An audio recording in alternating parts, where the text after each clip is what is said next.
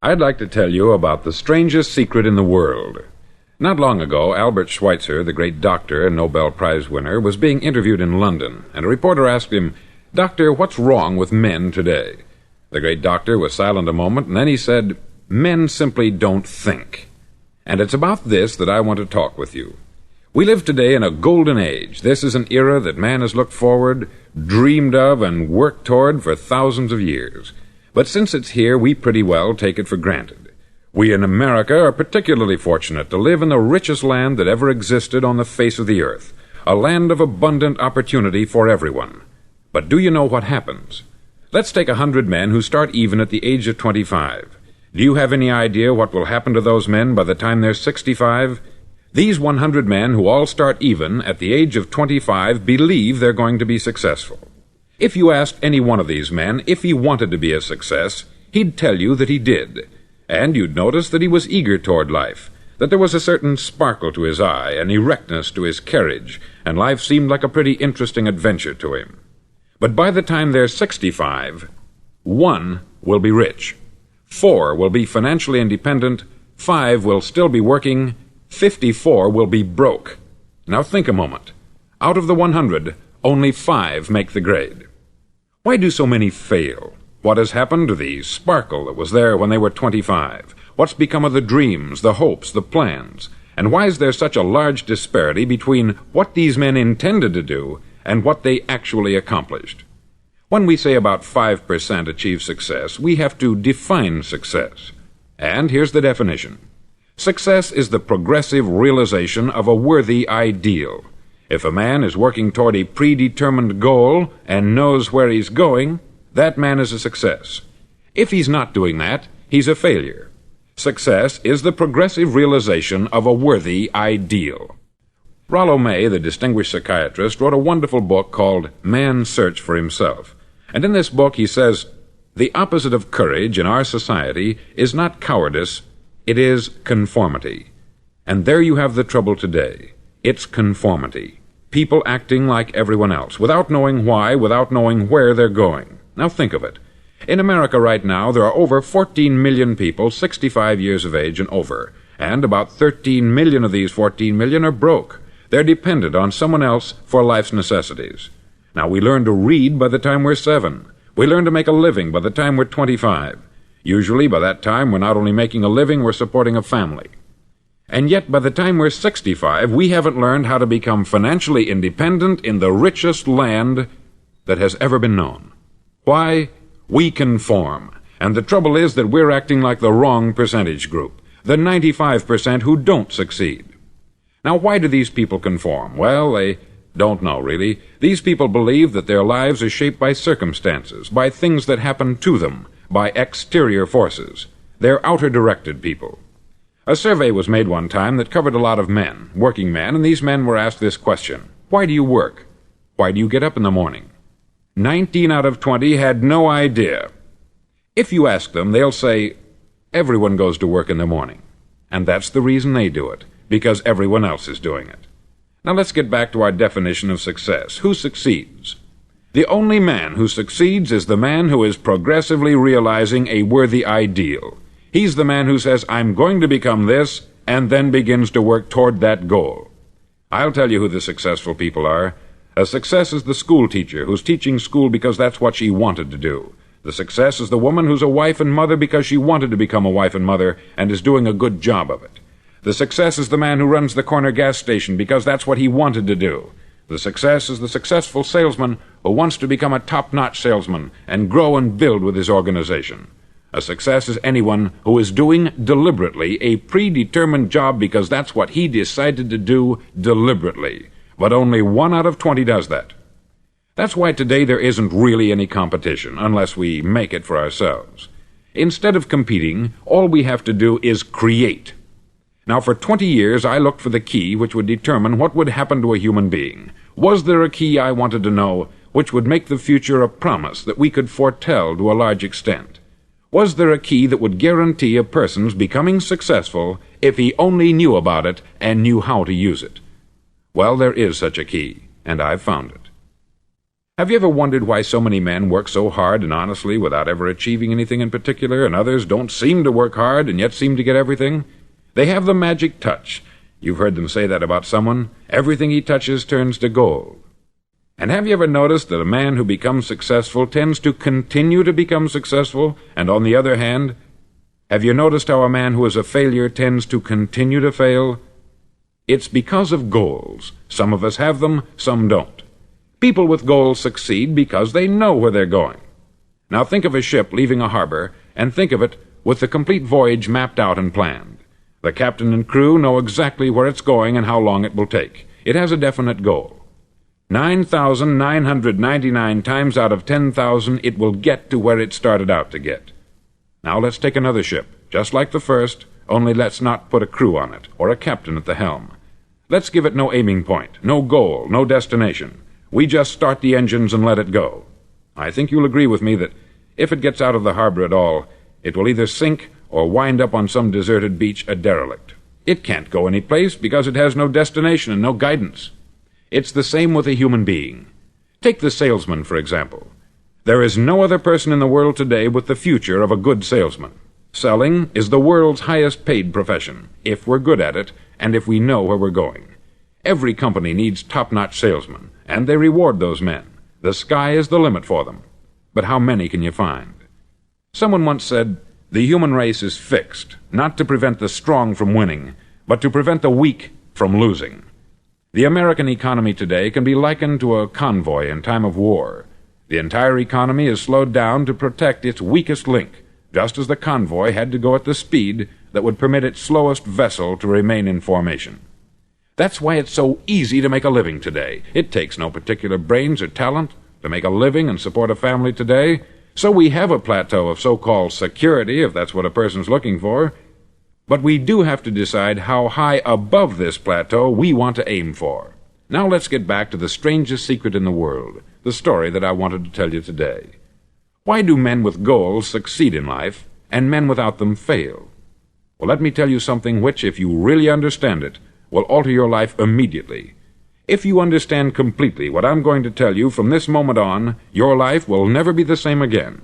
You'll suddenly find that good luck just seems to be attracted to you. The things you want just seem to fall in line. And from now on, you won't have the problems, the worries, the gnawing lump of anxiety that perhaps you've experienced before. Doubt, fear, well, they'll be things of the past. Here's the key to success, and the key to failure. We become what we think about. Now let me say that again. We become what we think about.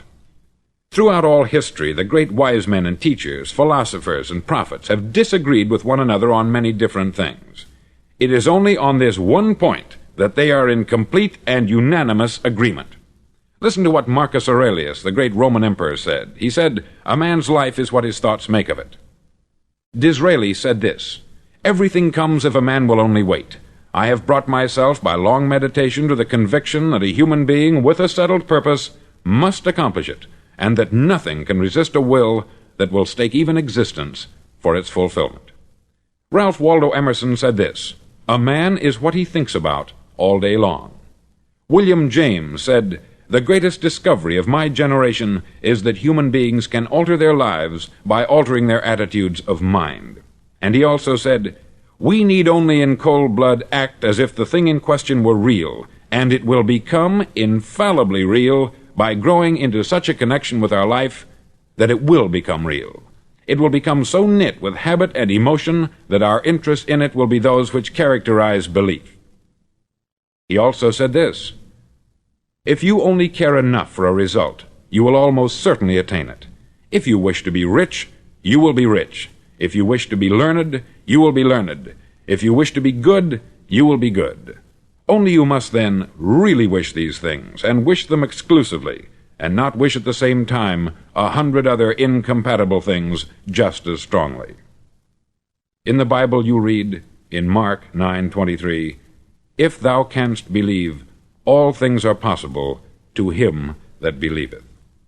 Dr. Norman Vincent Peale said this, "This is one of the greatest laws in the universe. Fervently do I wish I had discovered it as a very young man. It dawned upon me much later in life, and I've found it to be one of the greatest, if not my greatest discovery, outside of my relationship to God. And the great law, briefly and simply stated, is that if you think in negative terms, you'll get negative results. If you think in positive terms, you will achieve positive results. That is the simple fact which is at the basis of an astonishing law of prosperity and success. In 3 words, believe and succeed. William Shakespeare put it this way: "Our doubts are traitors, and make us lose the good we oft might win, by fearing to attempt." George Bernard Shaw said, "People are always blaming their circumstances for what they are. I don't believe in circumstances. The people who get on in this world are the people who get up and look for the circumstances they want, and if they can't find them, make them." Well, it's pretty apparent, isn't it? And every person who discovered this for a while believed that he was the first one to work it out. We become what we think about.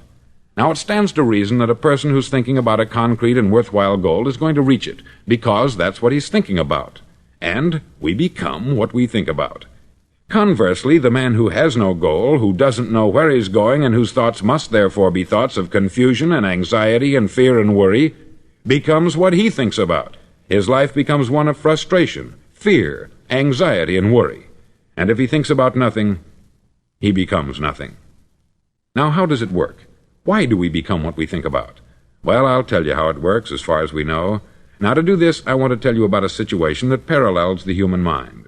Suppose a farmer has some land, and it's good, fertile land. Now, the land gives the farmer a choice. He may plant in that land whatever he chooses. The land doesn't care. It's up to the farmer to make the decision. Now remember, we're comparing the human mind with the land, because the mind, like the land, doesn't care what you plant in it. It will return what you plant, but it doesn't care what you plant. Now let's say that the farmer has 2 seeds in his hand. One is a seed of corn, the other is nightshade, a deadly poison. He digs 2 little holes in the earth, and he plants both seeds, one corn, the other nightshade. He covers up the holes, waters, and takes care of the land, and what will happen? Invariably, the land will return what is planted. As it's written in the Bible, "As ye sow, so shall ye reap." Remember, the land doesn't care. It will return poison in just as wonderful abundance as it will corn. So up come the 2 plants, one corn, one poison. Now, the human mind is far more fertile, far more incredible and mysterious than the land, but it works the same way. It doesn't care what we plant. Success, failure. A concrete, worthwhile goal, or confusion, misunderstanding, fear, anxiety, and so on. But what we plant, it will return to us. You see, the human mind is the last great unexplored continent on the earth. It contains riches beyond our wildest dreams. It will return anything we want to plant. Now you might say, well, if that's true, why don't people use their minds more? Well, I think they've figured out an answer to that too. Our mind comes as standard equipment at birth. It's free. And things that are given to us for nothing, we place little value on. Things that we pay money for, we value. The paradox is that exactly the reverse is true. Everything that's really worthwhile in life came to us free. Our mind, our soul, our body, our hopes, our dreams, our ambitions, our intelligence, our love of family and children and friends. All these priceless possessions are free, but the things that cost us money are actually very cheap and can be replaced at any time. A good man can be completely wiped out and make another fortune. He can do that several times. Even if our home burns down, we can rebuild it, but the things we got for nothing, we can never replace. The human mind isn't used merely because we take it for granted. Familiarity breeds contempt. It can do any kind of job we assign to it, but generally speaking, we use it for little jobs instead of big important ones. Universities have proved that most of us are operating on about 10% of our abilities. Decide now. What is it you want? Plant your goal in your mind. It's the most important decision you'll ever make in your entire life. Do you want to be an outstanding salesman, a better worker at your particular job? Do you want to go places in your company, in your community? All you've got to do is plant that seed in your mind. Care for it. Work steadily toward your goal, and it will become a reality. It not only will, there's no way that it cannot. You see, that is a law, like the laws of Sir Isaac Newton, the laws of gravity. If you get on top of a building and jump off, you'll always go down. You'll never go up. And it's the same with all the other laws of nature. They always work. They're inflexible. Think about your goal in a relaxed, positive way. Picture yourself in your mind's eye as having already achieved this goal. See yourself doing the things you will be doing when you've reached your goal. Ours has been called the phenobarbital age, the age of ulcers and nervous breakdowns. At a time when medical research has raised us to a new plateau of good health and longevity, far too many of us worry ourselves into an early grave trying to cope with things in our own little personal ways, without learning a few great laws that will take care of everything for us. These things we bring on ourselves through our habitual way of thinking. Every one of us is the sum total of his own thoughts. He is where he is because that is exactly where he really wants to be, whether he'll admit that or not. Each of us must live off the fruit of his thoughts in the future, because what you think today and tomorrow, next month and next year, will mold your life and determine your future. You're guided by your mind.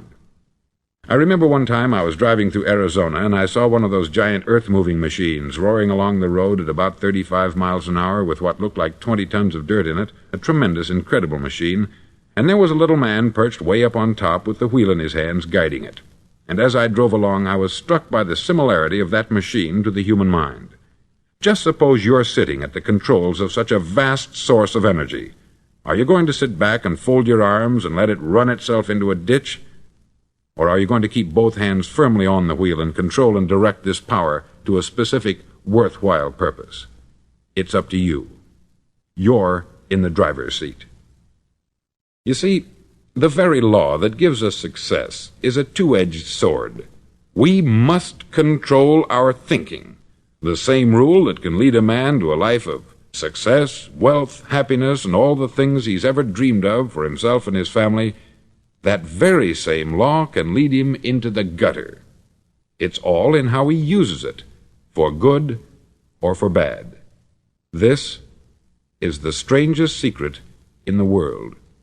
Now, why do I say it's strange, and why do I call it a secret? Actually, it isn't a secret at all. It was first promulgated by some of the earliest wise men, and it appears again and again throughout the Bible. But very few people have learned it, understand it. That's why it's strange, and why, for some equally strange reason, it virtually remains a secret. I believe that you could go out and walk down the main street of your town and ask one man after another what the secret of success is, and you probably wouldn't run into one man in a month who could tell you. Now, this information is enormously valuable to us, if we really understand it and apply it. It's valuable to us not only for our own lives, but the lives of those around us, our family, employees, associates, and friends.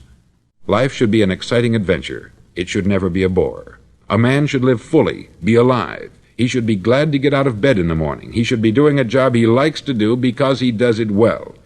One time I heard Grove Patterson make a speech, the editor-in-chief of the Toledo Daily Blade, and as he concluded his speech, he said something that I've never forgotten. He said something like this: "My years in the newspaper business have convinced me of several things, among them that people are basically good, and that we came from someplace, and we're going someplace. So we should make our time here an exciting adventure. The architect of the universe didn't build a stairway leading nowhere." And the greatest teacher of all, the carpenter from the plains of Galilee, gave us the secret time and time again. "As ye believe, so shall it be done unto you." I've explained the strangest secret in the world and how it works. Now I want to explain how you can prove to yourself the enormous returns possible in your own life by putting this secret to a practical test. I want you to make a test that will last 30 days. Now, it isn't going to be easy. If you'll give it a good try, it will completely change your life for the better. Back in the 17th century, Sir Isaac Newton, the English mathematician and natural philosopher, gave us some natural laws of physics which apply as much to human beings as they do to the movement of bodies in the universe. Now, one of these laws is that for every action, there is an equal and opposite reaction. Simply stated, as it applies to you and me, it means we can achieve nothing without paying the price. The results of your 30-day experiment will be in direct proportion to the effort you put forth. To be a doctor, you must pay the price of long years of difficult study. to be successful in selling, and remember that each of us succeeds to the extent of his ability to sell, selling our families on our ideas, selling education in schools, selling our children on the advantages of living the good and honest life, selling our associates and employees on the importance of being exceptional people, to, of course, the profession of selling itself. But to be successful in selling our way to the good life, we must be willing to pay the price. Now, what is that price? Well, it's many things. First, it's understanding emotionally, as well as intellectually, that we literally become what we think about, that we must control our thoughts if we're to control our lives. It's understanding fully that, as ye sow, so shall ye reap.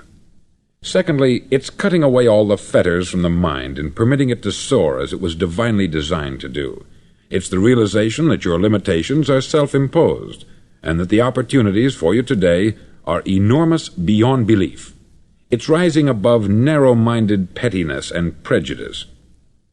Thirdly, to use all your courage to force yourself to think positively on your own problem, to set a definite and clearly defined goal for yourself, to let your marvelous mind think about your goal from all possible angles, to let your imagination speculate freely upon many different possible solutions, to refuse to believe there are any circumstances sufficiently strong to defeat you in the accomplishment of your purpose, to act promptly and decisively when your course is clear, and to keep constantly aware of the fact that you are, at this moment, standing in the middle of your own acre of diamonds, as Russell Conwell used to point out. Fourth, save at least 10% of what you earn. It's also remembering that no matter what your present job, it has enormous possibilities if you're willing to pay the price. Now let's just go over the important points in the price each of us must pay to achieve the wonderful life that can be ours. It is, of course, worth any price. 1. You will become what you think about. 2. Remember the word imagination. Let your mind soar. 3. Courage. Concentrate on your goal every day. 4. Save 10% of what you earn. And action.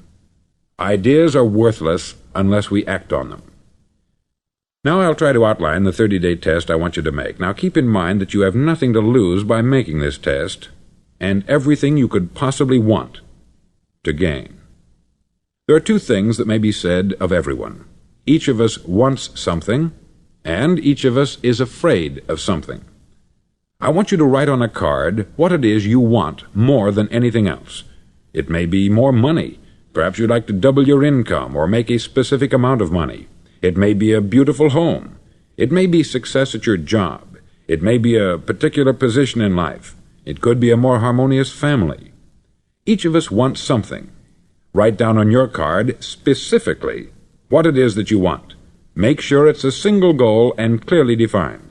You needn't show it to anyone, but carry it with you so that you can look at it several times a day. Think about it in a cheerful, relaxed, positive way each morning when you get up, and immediately you have something to work for, something to get out of bed for, something to live for. Look at it every chance you get during the day and just before going to bed at night. As you look at it, remember that you must become what you think about, and since you're thinking about your goal, you realize that soon it will be yours. In fact, it's yours really the moment you write it down and begin to think about it.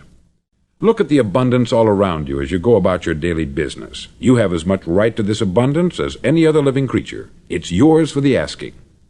Now we come to the difficult part. Difficult because it means the formation of what is probably a brand new habit, and new habits are not easily formed. Once formed, however, it'll follow you for the rest of your life. Stop thinking about what it is you fear. Each time a fearful or negative thought comes into your consciousness, replace it with a mental picture of your positive and worthwhile goal. There will come times when you will feel like giving up. It's easier for a human being to think negatively than positively. That's why only 5% is successful. You must begin now to place yourself in that group. For 30 days you must take control of your mind. It will think only about what you permit it to think. Each day for this 30-day test, do more than you have to do. In addition to maintaining a cheerful, positive outlook, give of yourself more than you've ever done before. Do this knowing that your returns in life must be in direct proportion to what you give. The moment you decide on a goal to work toward, you're immediately a successful person. You're then in that rare and successful category of people who know where they're going. Out of every 100 people, you belong to the top 5. Don't concern yourself too much with how you're going to achieve your goal. Leave that completely to a power greater than yourself. All you have to do is know where you're going.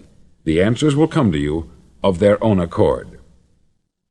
Remember these words from the Sermon on the Mount, and remember them well.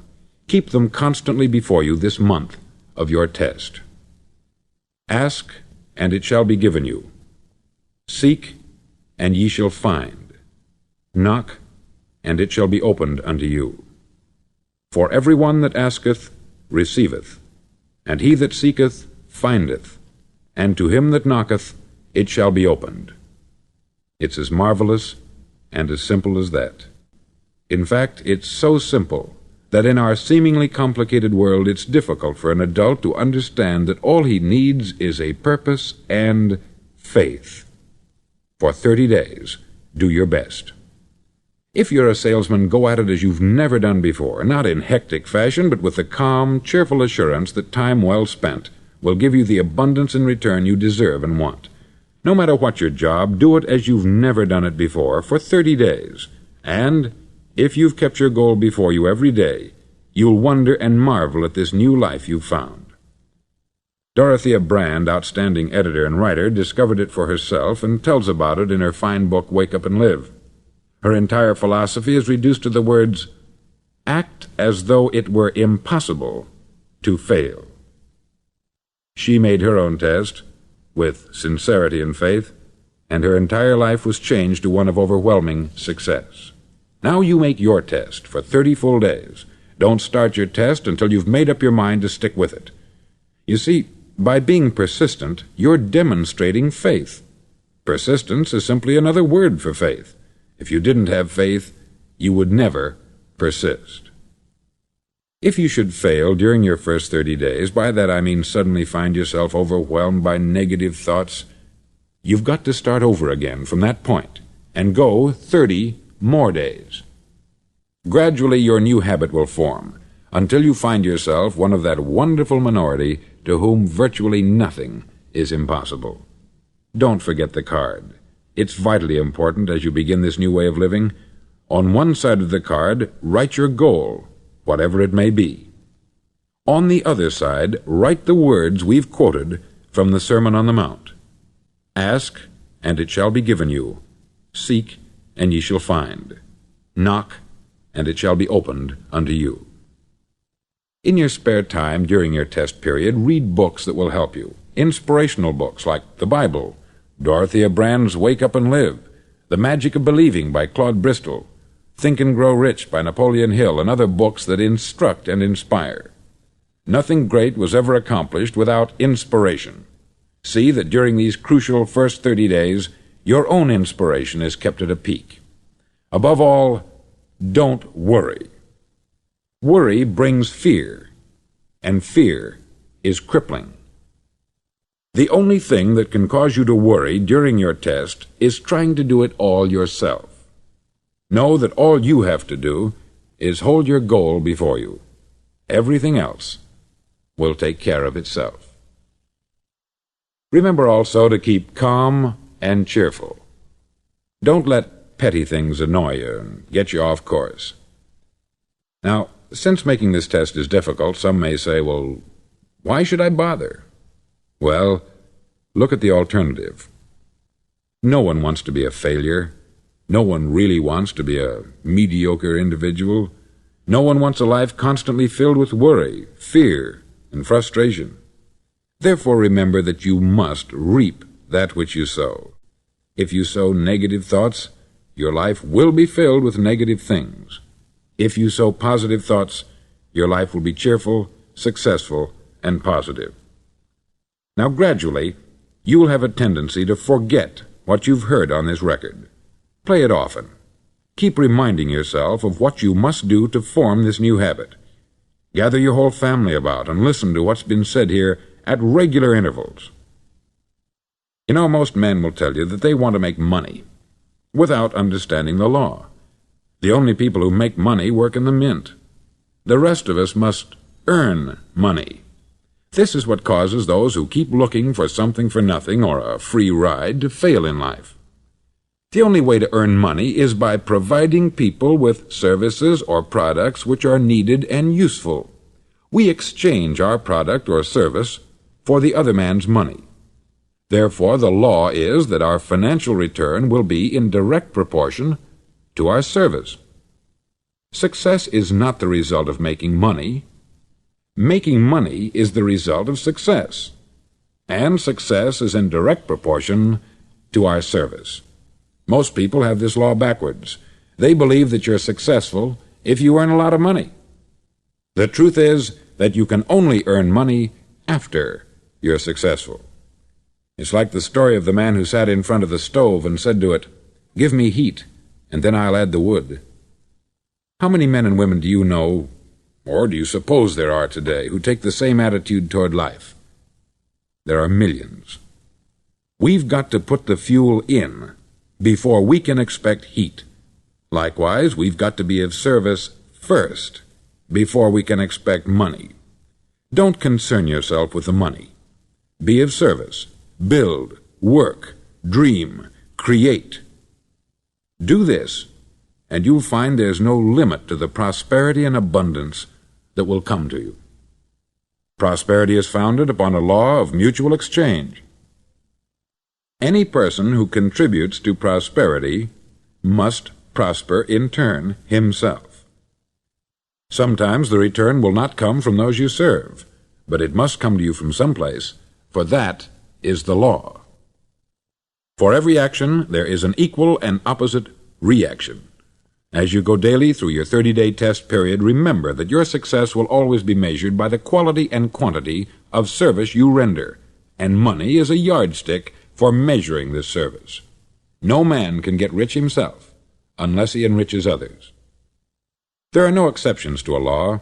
You can drive down any street in America and from your car estimate the service that's being rendered by the people living on that street. Had you ever thought of this yardstick before? It's interesting. Some, like ministers and priests and other devoted people, measure their returns in the realm of the spiritual, but again, their returns are equal to their service. Once this law is fully understood, any thinking person can tell his own fortune. If he wants more, he must be of more service to those from whom he receives his return. If he wants less, he has only to reduce this service. This is the price you must pay for what you want. If you believe you can enrich yourself by deluding others, you can only end by deluding yourself. It may take some time, but just as surely as you breathe, you'll get back what you put out. Don't ever make the mistake of thinking you can avert this. It's impossible. The prisons and the streets where the lonely walk are filled with people who tried to make new laws just for themselves. We may avoid the laws of man, but there are greater laws that cannot be broken. An outstanding medical doctor recently pointed out 6 steps that will help you realize success. 1. Set yourself a definite goal. 2. Quit running yourself down. 3. Stop thinking of all the reasons why you cannot be successful, and instead think of all the reasons why you can. 4. Trace your attitudes back through your childhood and try to discover where you first got the idea you couldn't be a success, if that's the way you've been thinking. 5. Change the image you have of yourself by writing out a description of the person you would like to be. And 6. Act the part of the successful person you have decided to become. The doctor who wrote those words is a noted West Coast psychiatrist, David Harold Fink, M.D. Do what all experts since the dawn of recorded history have told you you must do. Pay the price by becoming the person you want to become. It's not nearly as difficult as living unsuccessfully. Make your 30-day test. Then repeat it. Then repeat it again. Each time it will become more a part of you until you'll wonder how you could ever have lived any other way. Live this new way and the floodgates of abundance will open and pour over you more riches than you may have dreamed existed. Money? Yes, lots of it. But what's more important, you'll have peace. You'll be in that wonderful minority who lead calm, cheerful, successful lives. Start today. You have nothing to lose.